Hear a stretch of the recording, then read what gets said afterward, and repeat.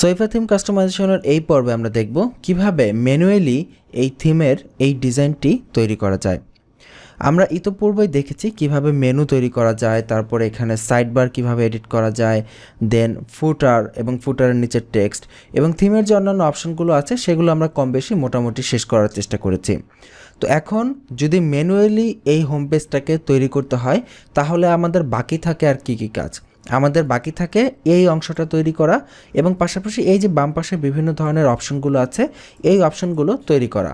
কারণ আমরা যখন অটোমেটিক ডেমো ইম্পোর্ট করেছিলাম সেই ডেমো ইম্পোর্টে কিন্তু মেনু নিজে নিজে আসে নাই, মেনু আমাদের তৈরি করতে হয়েছে এবং ম্যানুয়ালি কিন্তু অলরেডি আমরা মেনু তৈরি করা দেখে ফেলেছি।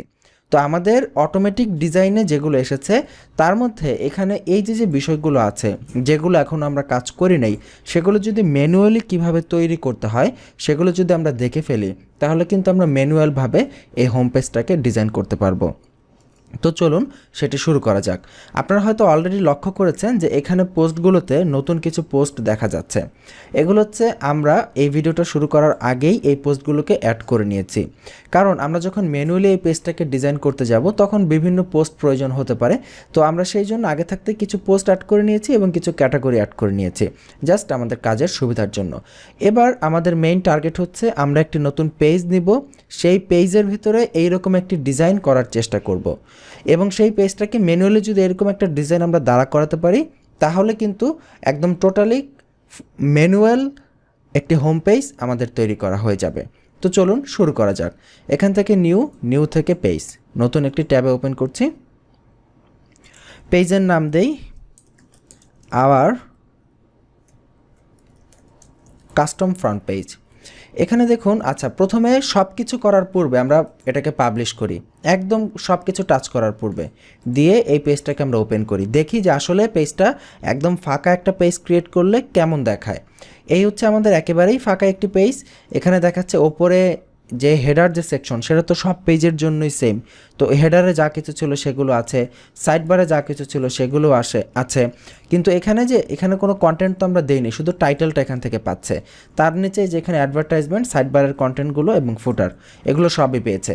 তার মানে এখন শুধুমাত্র আমাদের বাকি আছে এই যে মাঝখানের ব্লকগুলো, সেই ব্লকগুলোকে এখানে ইমপ্লিমেন্ট করা।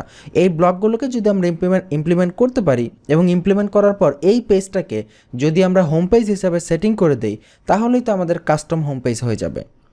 তো আমরা ম্যানুয়ালি এগুলোকে তৈরি করতে পারলে অলরেডি যে এগুলো আছে সেগুলোকে আমরা এডিটও করতে পারবো। তো আমাদের প্রথম কাজ কি? প্রথম কাজ হচ্ছে এই যে ব্লকটা রয়েছে এই ব্লকটাকে কিভাবে এই পেজে নিয়ে আসা যায়। তো আমরা পেজের সেটিংয়ে চলে যাচ্ছি। এখানে দেখুন এডিটর রয়েছে, ক্লাসিক এডিটর।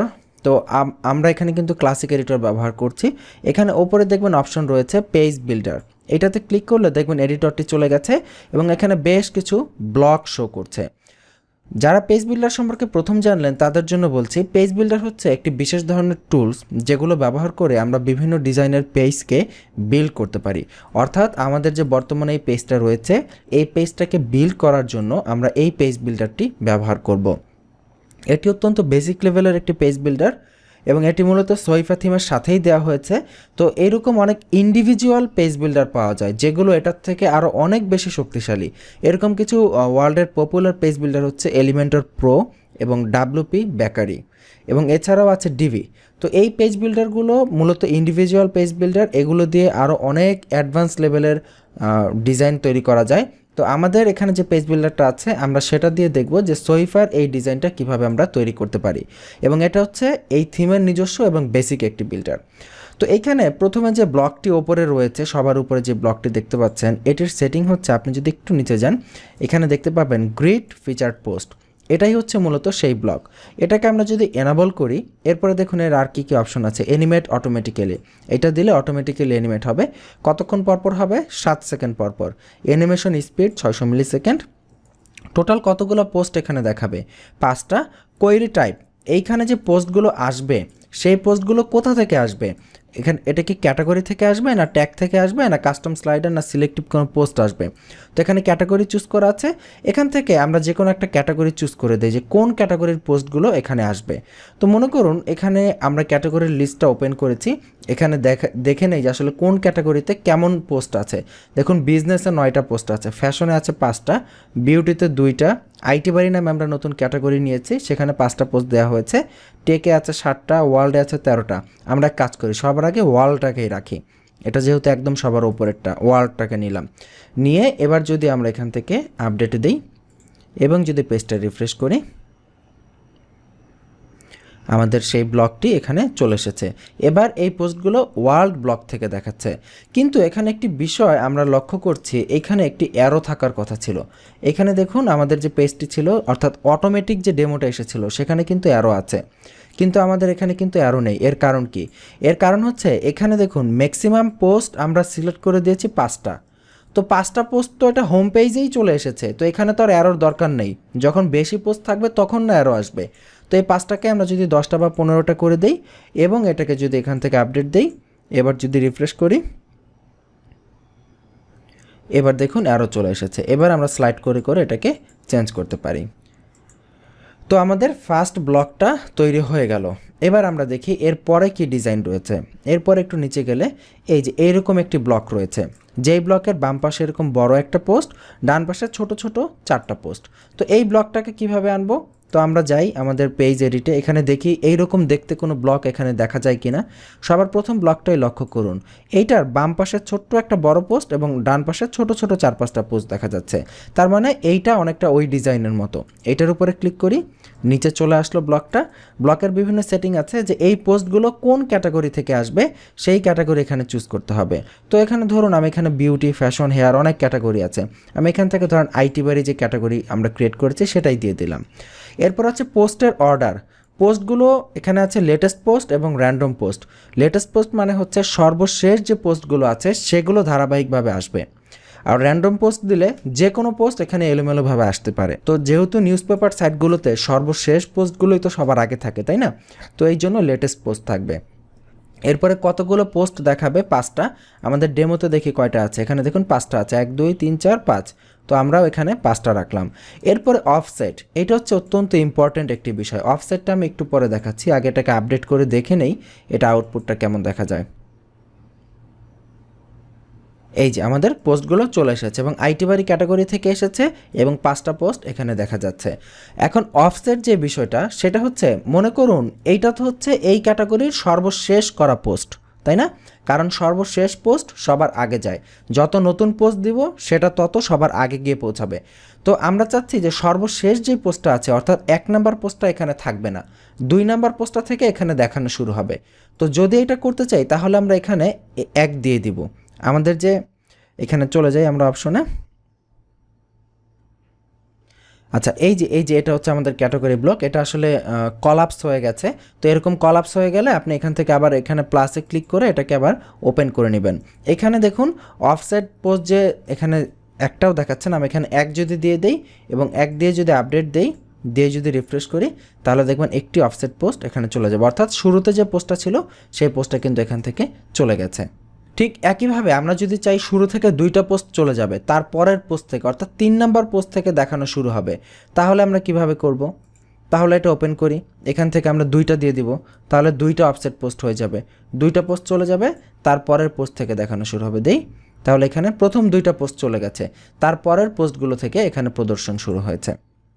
তো এই হচ্ছে অফসেট পোস্টের নিয়ম। তো এই যে অফসেট পোস্ট, এখানে আমরা যে সেটিংগুলো দেখাচ্ছি এগুলো আপনি অনেক থিমে গেলেই দেখবেন এরকম অফসেট সেটিং থাকে, অর্থাৎ শুরু থেকে 2-1টাকে বাদ দিয়ে দেওয়ার। সো এই জন্য এই কোর্সটা, বিশেষ করে এই সহিফা থিম কাস্টমাইজেশনটা প্রত্যেকের খুব ভালোভাবে দেখা উচিত, যাতে করে এই থিমের অপশনগুলোই অন্য কোনো থিমে যখন আসবে তখন আমরা যেন বুঝে কাজ করতে পারি। এরপর হচ্ছে hide thumbnail for the first post. যদি শুধুমাত্র প্রথম পোস্টার জন্য আমরা থাম্বনেইলকে হাইড করতে চাই তাহলে এটা দিব। আর হাইড অল স্মল থাম্বনেইল, যত ছোট ছোট থাম্বনেইলগুলো আছে সেগুলোর জন্য দিতে হলে এটাকে অন করে দিব। দিয়ে যদি আপডেট দেই, আপডেট দিয়ে যদি রিফ্রেশ করি, প্রত্যেকটা পোস্টের যে থাম্বনেইলগুলো ছিল সেগুলো চলে গেছে। তো এইভাবে আমরা এখানে সেটিংগুলোকে আমাদের ইচ্ছামতো চেঞ্জ করতে পারি, আমাদের ইচ্ছামতো নতুন নতুন ব্লক আনতে পারি, নতুন নতুনভাবে আমাদের এগুলোকে চেঞ্জ করতে পারি। তো আমাদের প্রথম ব্লকটা হয়ে গেল। আচ্ছা, এটাকে আমি আপডেট দিই, আপডেট দিয়ে রিফ্রেশ করে নিই। তো এরপরে কি ব্লক আছে এখানে দেখি, চলে যাচ্ছে। এরপরে দেখুন এই ব্লকটা হচ্ছে একটু অন্য ধরনের, এখানে পাশাপাশি দুইটা ব্লক আছে, বাম পাশে একটা লম্বা ব্লক, ডান পাশে আরেকটা লম্বা ব্লক। তো এরকম কোনো ব্লক এখানে আছে কিনা দেখি। এইখানে ব্লকগুলো ভালো করে লক্ষ্য করুন। এই যে এই ব্লকটা দেখতে পাচ্ছেন, বাম পাশে একটা ছোট্ট ব্লক আছে লম্বা এবং ডান পাশে আরেকটা ব্লক আছে, এখানে ফাঁকা জায়গা আছে। তার মানে বোঝা যাচ্ছে আমরা যদি এরকম ব্লক দুইটা নেই তাহলেই দুইটা পাশাপাশি এইভাবে চলে যাবে। তো নেই, এই ব্লক এখানে ক্লিক করছি একবার, আরেকবার ক্লিক করছি, দুইবার ক্লিক করলে দুইটা ব্লক চলে আসবে। তো প্রথম ব্লকে কোন ক্যাটাগরি দেখাবে আমরা দেখি, ডেমোতে কোন ক্যাটাগরি দেওয়া আছে। ডেমোতে দেওয়া আছে এখানে ফ্যাশন ক্যাটাগরি, এখানে আছে ফটোগ্রাফি ক্যাটাগরি। তো ক্লায়েন্ট বলতেছে না, প্রথমে ফ্যাশন দিলে হবে না, প্রথমে অন্য ক্যাটাগরি দাও, প্রথমে হেলথ অ্যান্ড ফিটনেস দাও, বা প্রথমে রিলেশনশিপ দাও। ওকে, প্রথমে আমরা রিলেশনশিপ ক্যাটাগরি দিলাম। তারপরের ব্লকটাতে কি দিব, যে কোনো একটা দিয়ে দিই, ধরেন যে এখানে আমরা কাস্টম ক্যাটাগরি নিয়েছিলাম, কাস্টম ক্যাটাগরি দিলাম। তো প্রথম ব্লকটাতে পোস্টগুলো কিভাবে দেখাবে, র্যান্ডম দেখাবে না লেটেস্ট দেখাবে? লেটেস্ট। কতগুলো পোস্ট দেখাবে? 5টা। আমরা বাড়াতে কমাতে পারি। এখানে কোনো পোস্ট কি অফসেট হবে? না, এখানে কোনো পোস্ট অফসেট হবে না। থাম্বনেল কি হাইট থাকবে প্রথম পোস্টের জন্য বা সব স্মল পোস্টের জন্য? না, থাকবে না। তো ঠিক দ্বিতীয়টার জন্য একই সেটিং। ওকে, আপডেট দেই, আপডেট দিয়ে এবার রিফ্রেশ করি, পাশাপাশি চলে আসলো দুইটা category, relationships and custom category, এবং এখানে আমাদের পোস্টগুলো একইভাবে দেখাচ্ছে।